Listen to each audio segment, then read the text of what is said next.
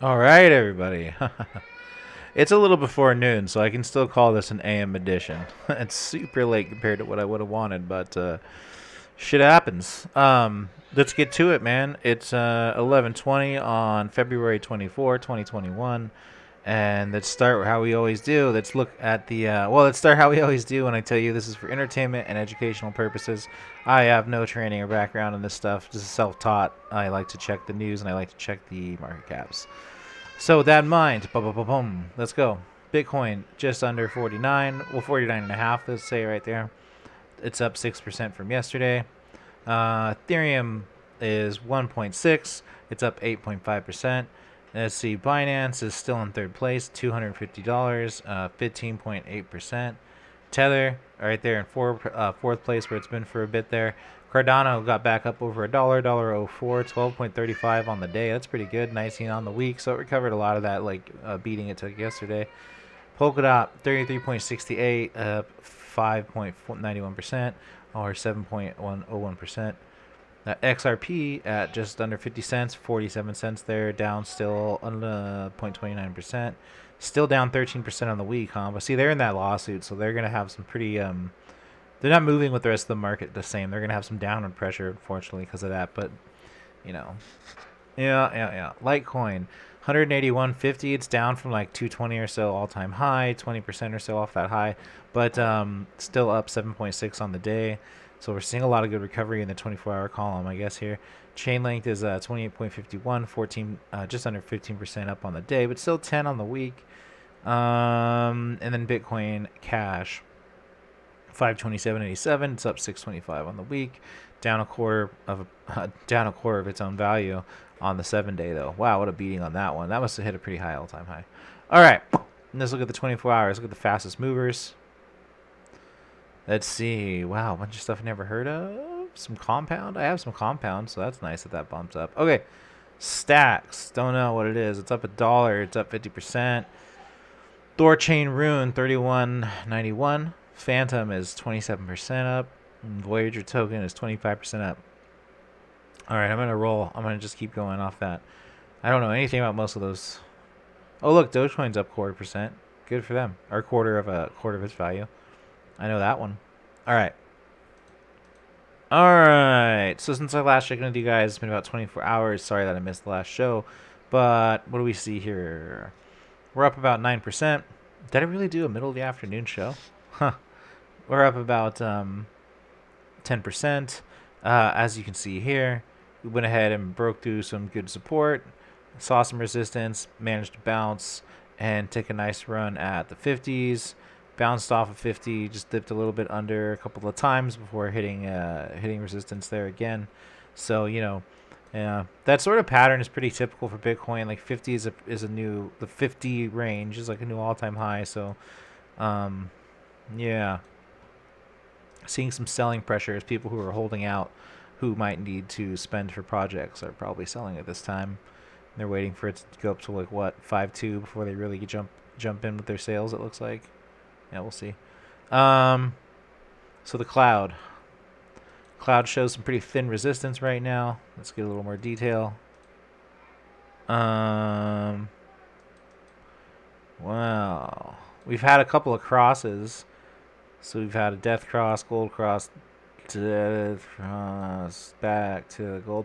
So it's let me see here. Yeah, conversion lines up above baseline. They're both flat. Lagging indicator looks like it's actually, it was going up and it's starting to flatten out under some mild resistance. That is falling. It's falling through some mild resistance, or failing to push through, you could say. So I don't know. Let's take a look. Yesterday we said the Bollinger Bands looked real tight and ready to coil, but we didn't see as much movement as that might have indicated. Let's see where we were yesterday. Yeah, that tight coil didn't really amount to much until way out here, which really still wasn't a big change. Yeah, well, still coiled, so it's still kind of ready to move. There must be a lot of selling pressure to be offsetting that. We're still looking at pretty much inverted EMAs. So there's still some pretty downward pressure on Bitcoin at the moment. But let's see here. I mean, they're managing to flip. It's just that every time we do a video, we happen to find them at times where they're down. But they do manage to flip for a day or so, and then go back down, or half a day. So, yeah, yeah. Without being financial advice, I'd still estimate that we're going to stay in this general range for a while and see some probably downward movement and some bounce backs and stuff like that. But I think people are hungry enough for Bitcoin that if it approaches this 45, I think people are buying pretty hard. So, yeah. Cool. That's what I think. All right, let's go ahead and save that for tomorrow. Go ahead and close it out. I hit save you. Let's leave it be. Canadian Bank launches dollar-backed digital currency in the coming months. So, cool.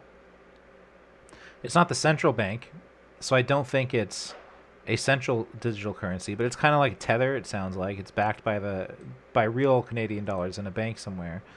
And it's cool that it's not. It sucks that it's not decentralized, but it's cool that it's like very official, that it's being launched by a real bank. So, yeah. So maybe it'll be look, introduce an ERC token. ERC. Oh, bummer, because fucking it's gonna be so expensive to run on that network. Man. I like Ether and I mine it, so I'm benefiting from that. But I feel bad for people who are like just about to launch big programs on it because it is clogged up. All right, India is also looking at digital currency, but this is central bank. So there we go, central bank digital currency. So this is a central bank digital currency project. Good for them. It's kind of hypocritical. Like I kind of say, I think, because they're like, oh, we're gonna close down regular crypto markets, but you can get our digital currency. Yeah, I don't know. It's cool that their country's going to go with the central bank model, but it's sort of shitty that they can't trade currencies. I would not want to live there. Craig Wright, the big piece of shit, sends his lawyers after Bitcoin developers. Yeah, this fucking idiot is trying to tell people he's Satoshi for years. Fake Oshi. Or fake Toshi. I dig it. I hadn't heard that one yet. Yeah, he drags people through court. He just talks a bunch of shit. He's proven wrong over and over again, and at this point, it's just kind of sad. But yeah, anyways, he's just a fucking dork, and he's trying to sue people. He's distracting from people actually working on Bitcoin, which sucks. For a bunch of his bullshit. All right, well, that was the show for today. I hope everyone enjoyed, and I will see you all tonight.